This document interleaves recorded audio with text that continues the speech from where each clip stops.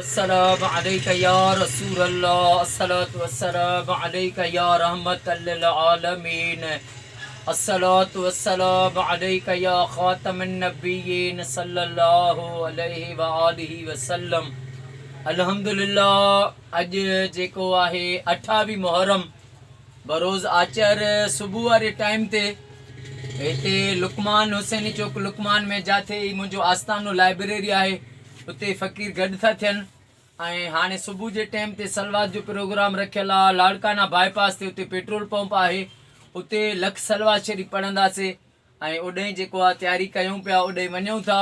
सॼी सिंध में घर घर में हर मुसलमान जे घर, अहले सुन्नत वारनि जे घर, अहले तशी वारनि जे घर, वलियुनि जे दरगाहुनि ते ऐं उन सां गॾु जेको आहे मुंहिंजो जेको मक़सदु आहे त मुल्क मां फ़िरके वारे ख़तमु थिए, क़ुरान फ़िरके वारे खां मना कई आहे ऐं वलियुनि जे दरगाहुनि ते बि सलवात शरीफ़ पढ़ाईंदा आहियूं।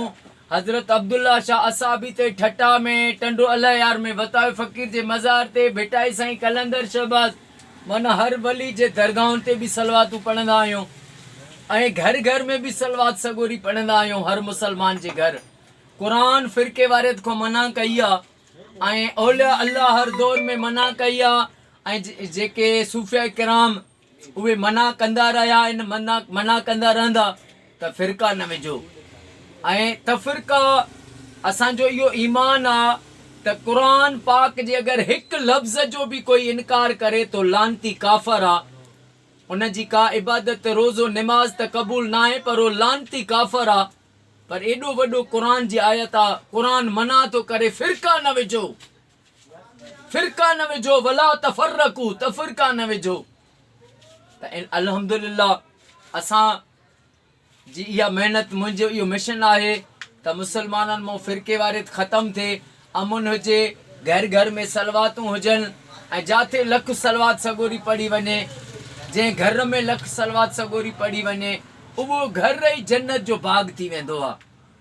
सॼी दुनिया जे मुसलमाननि खे, मोमिननि खे, सॼे पाकिस्तान में जिथे बि आहिनि, मुंहिंजो उन्हनि खे पैगाम आहे, पंहिंजे घर में आका करीम सल्लल्लाहु अलैहि वसल्लम जी लख सलवात शरीफ़ पढ़ायो, मुंहिंजे महबूब मिठड़े जी लख सलवात शरीफ़ पढ़ायो।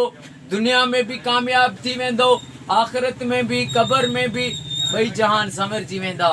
बाक़ी उन्हनि ज़ालमनि जी सोबत खां परे रहो, उन्हनि ज़ालमनि जी सोबत खां परे रहो जिन्हनि जन पंहिंजो क़िबलो ई दुनिया खे पैसे खे बणाए छॾियो आहे। इन दुनिया जे लाइ जेको आहे उन्हनि क़ुरान पाक जे हुकुम खे जेको आहे नथा मञनि। क़ुरान चए थो फ़िरका न विझो, अमुन सां रहो, मोहबत सां रहो। अल्हम्दुलिल्लाह वाहिद रस्तो सलवात आहे जंहिंमें अमुन आहे, मोहबत आहे, प्यार आहे, सचाई आहे।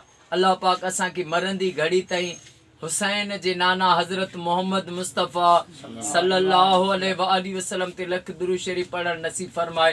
अस्सलामु अलैकुम व रहमतुल्लाहि व बरकातुहू।